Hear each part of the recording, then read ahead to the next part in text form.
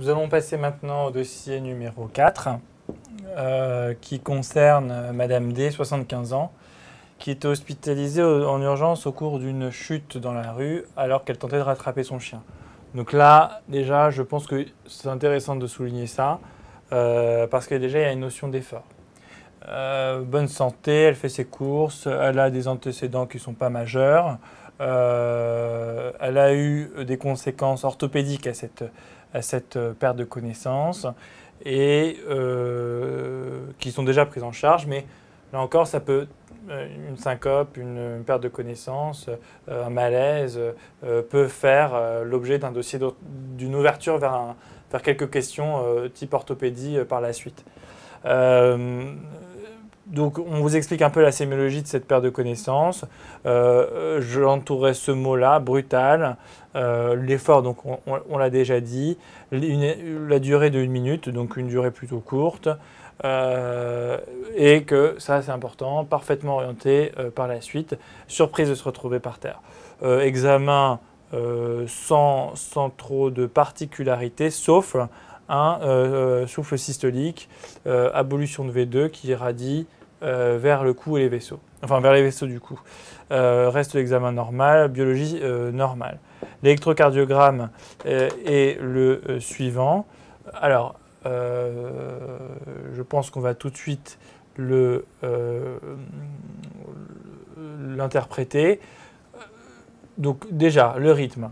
Le rythme, on voit par exemple, là je vous les montre, le plus simple pour voir les ondes P, c'est V1 ou les dérivations inférieures. Donc par exemple en V1, vous avez là, là et là, vous avez des ondes P. Donc il y a une onde P qui suit le QRS. Cette onde P est globalement de morphologie à peu près normale, le rythme est régulier, donc il s'agit d'un rythme sinusal. Ensuite, l'espace PR. Vous voyez là, l'espace PR, il est très long. Il fait près de 300 millisecondes. Donc déjà, on peut poser le diagnostic de BAV1. Ensuite, les QRS. Alors les QRS, comme je vous ai dit, il y a 4 choses à voir. Le premier, c'est l'élargissement du QRS. Et on voit d'emblée que les QRS sont larges. Là, par exemple, ça se voit bien en V3, mais ça se voit partout ailleurs, hein, mais en V3, c'est très caractéristique. Les QRS sont larges. Donc, devant un QRS large, il y a une question à se poser. Est-ce que c'est un bloc de branche droit ou un bloc de branche gauche? Si c'est positif, et c'est le cas ici, si c'est positif en V1, c'est-à-dire que le cœur est bloqué à droite, c'est un bloc de branche droit. Pourquoi quand c'est positif en V1, c'est positif en V1, c'est un bloc de branche droit? Pour la simple et bonne raison que l'influx électrique est bloqué à droite, donc passe par la gauche, et puis vient de la gauche vers la droite. Et je vous ai dit que quand ça vient de la gauche vers la droite, c'est positif en V1. Donc là, typiquement, c'est un bloc de branche droit. Et ensuite, il faut regarder s'il n'y a pas de... donc c'est la première question. La deuxième question, c'est les ondes Q et le rabotage des ondes R. Moi, je n'en vois pas. La troisième question, c'est l'axe du QRS. Donc positif en V1 et quasi isoélectrique, enfin moins qu'isoélectrique, enfin négatif en VF. Donc je vous fais la même chose, le petit rond comme ça. Ça c'est D1, ça c'est VF et D1. Donc c'est négatif en VF, positif en D1, donc ça se situe là. L'axe est dévié à gauche. Donc déviation axiale gauche. Le plus souvent, les déviations axiales gauche sont associées à ce qu'on appelle des hémiblocs ici antérieur gauche. Enfin, l'amplitude, il n'y a pas d'hypertension, il n'y a pas d'HVG sur cet électrocardiogramme. Donc, en fin de compte, vous avez, on va revenir sur l'électrocardiogramme. Vous avez, on vous demande dans la question numéro 1 de caractériser le malaise. Donc c'est typiquement une syncope, hein. On a déjà vu dans le dossier précédent. Brutal, pas de prodrome,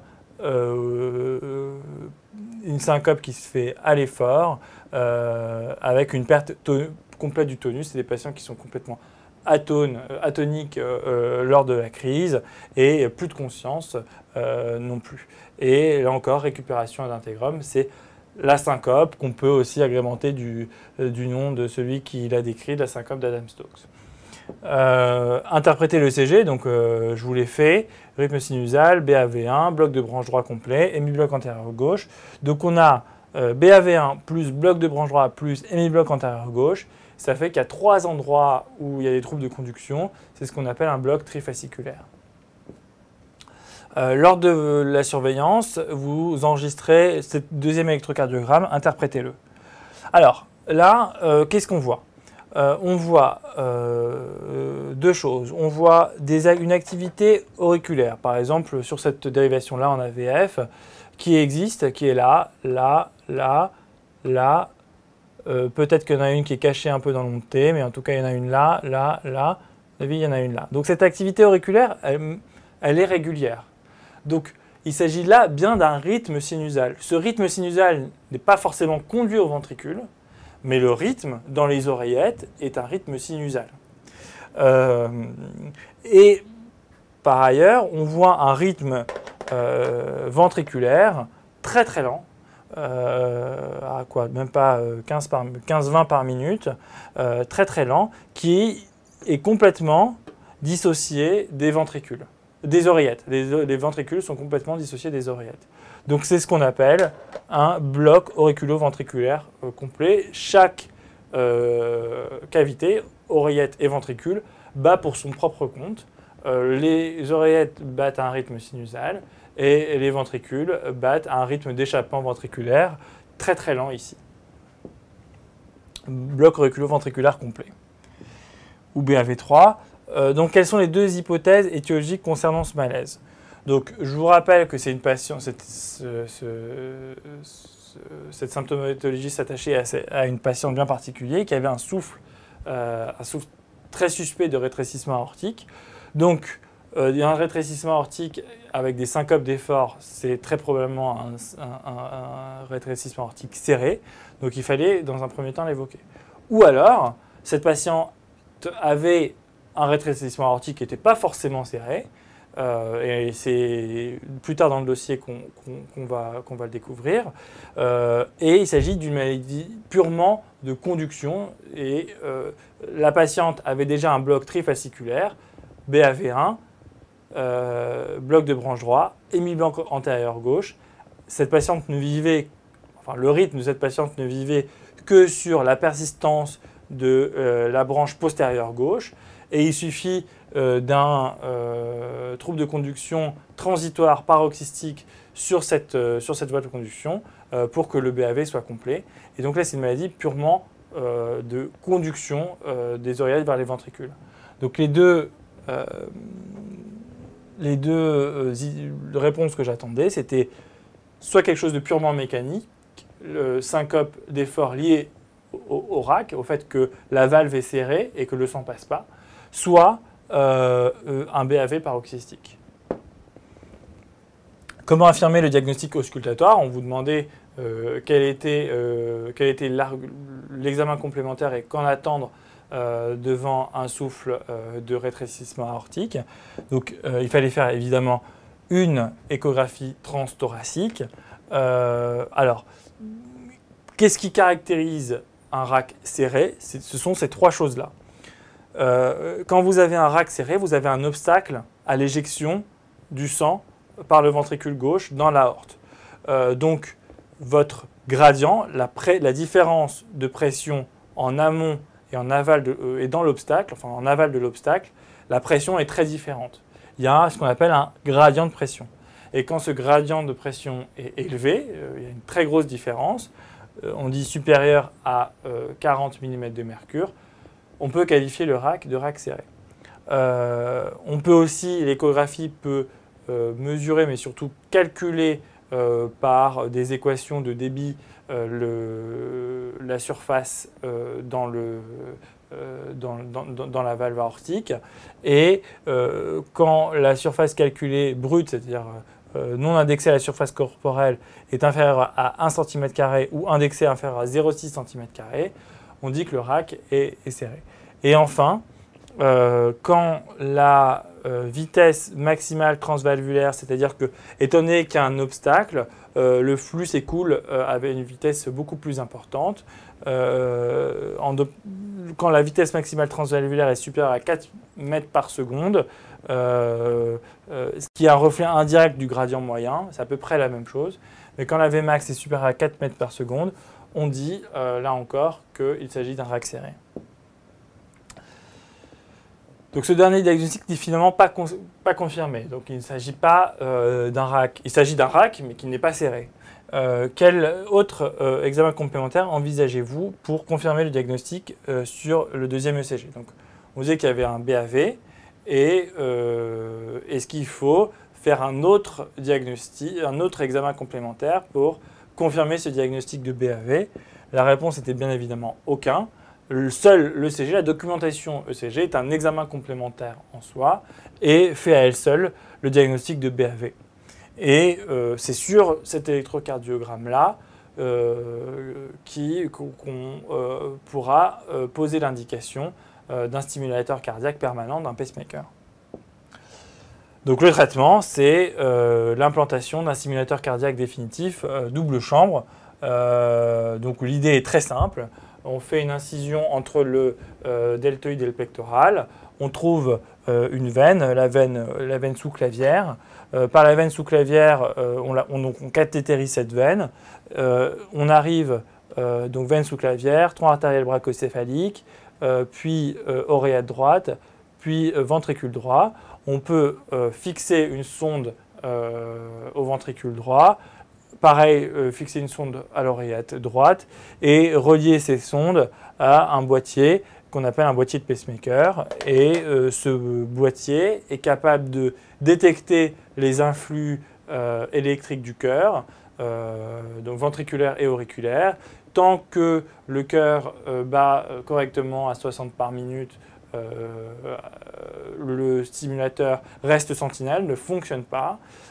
Mais dès qu'il trouve une anomalie, une bradycardie, si le cœur bat par exemple à 30 par minute, et ben c'est là qu'il va s'enclencher et qui va stimuler le cœur pour éviter les BAV. Enfin, le BAV toujours existera, mais le patient sera stimulé par son boîtier. Les indications au pacemaker, il faut rester très très simple dans votre tête. Je veux vraiment vous simplifier la tâche le maximum parce que il ne faut pas rentrer dans les détails. Retenez juste ces deux choses. Il faut un trouble conductif dit de haut degré et des symptômes. On n'appareille pas, on ne met pas des pacemakers à des patients qui se plaignent de rien. Ça, c'est le bon sens. Qu'est-ce que c'est qu'un trouble conductif dit de haut degré? Un BAV1 par exemple, c'en est pas un. Un BAV2 Mobitz 1, vous savez les BAV2 Mobitz 1, c'est les périodes de Luciani-Wenckebach. Donc ça c'est typiquement un BAV qui vient du nœud auriculo-ventriculaire. Et on sait que le nœud auriculo-ventriculaire c'est plutôt de bons pronostics. Donc il n'y a pas d'intérêt à appareiller ces patients. Par contre les BAV2 Mobitz 2, c'est-à-dire les patients qui ont des ondes P bloquées, les BAV3, les BAV trifasciculaires, les blocs de branches alternants, ces patients-là, donc c'est des blocs dits de haut degré, s'ils ont des symptômes, il faut les appareiller.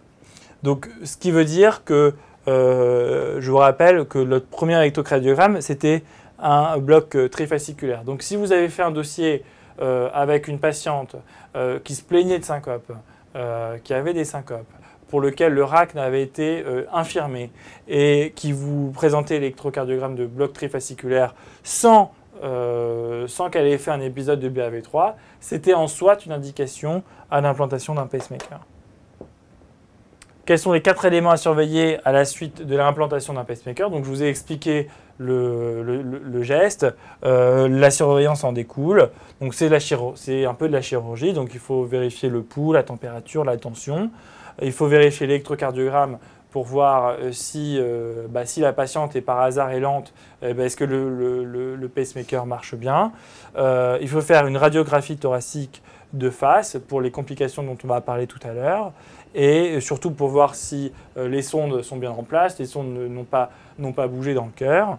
Et voilà, c'est de la chirurgie. Donc surveiller la cicatrice, surveiller la petite loge qu'on a fabriquée qui permet l'implantation du boîtier, et éventuellement, mais ça c'est très spécialisé donc j'en parle pas trop, contrôler le stimulateur. Quel est le premier diagnostic à évoquer devant l'association d'une douleur basithoracique du dyspnée à la suite du traitement envisagé en question 7? Donc à la suite de l'implantation d'un pacemaker, qu'est-ce qu'il faut, quelle est la complication qu'il faut rechercher? Je vous ai dit qu'il fallait trouver la veine sous-clavière, qu'on cathétérisait la veine sous-clavière. On le fait à l'aide d'une aiguille. Et anatomiquement, le dôme pleural et la veine sous-clavière sont très très proches. Donc il peut arriver que l'aiguille, au lieu de transpercer la veine sous-clavière, transperce les plèvres. Et donc, il faut rechercher, comme je vous le montre ici, un pneumothorax. Et c'est pour ça, indépendamment du fait qu'il faut contrôler la position des sondes, c'est surtout pour ça qu'on fait des radiographies thoraciques de face. Quel aurait été votre traitement si la patiente avait présenté un malaise prolongé avec le deuxième tracé? Donc, c'est-à-dire, c'est un tracé de BAV3. Si le tracé de BAV3 avait été prolongé, et donc toujours une patiente symptomatique qui syncope devant vous, et que vous ne pouvez pas mettre un pacemaker dans l'urgence, ce n'est pas un traitement d'urgence le pacemaker. Donc qu'est-ce qu'on fait? Devant un BAV3 syncopale devant nous en cardiologie. C'est là encore une prise en charge urgente, donc assez systématisée. La première des choses, c'est éliminer toutes les causes vagales. Donc on traite la cause vagale en injectant de l'atropine. Le plus souvent, malgré tout, ce n'est pas une cause vagale, c'est une vraie cause électrique. Et donc on donne de l'isuprel, de l'isoprénaline en relais de cette atropine.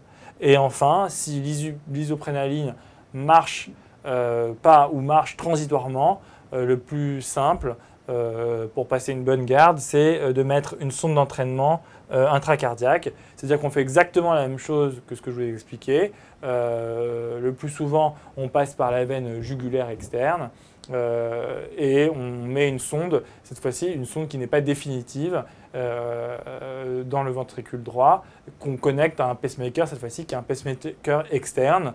Et on sait que le lendemain, quand il fera jour, on mettra un stimulateur cardiaque définitif dans des conditions d'asepsie beaucoup plus rigoureuses. Voilà, nous avons abordé l'item 209 qui est malaise, perte de connaissance, crise comitiale, l'item 281 rétrécissement aortique et l'item 284 troubles de conduction intracardiaque. Là encore, vous avez la possibilité de faire de nombreux dossiers, notamment un dossier d'orthopédie suite aux contingences traumatiques des BAV.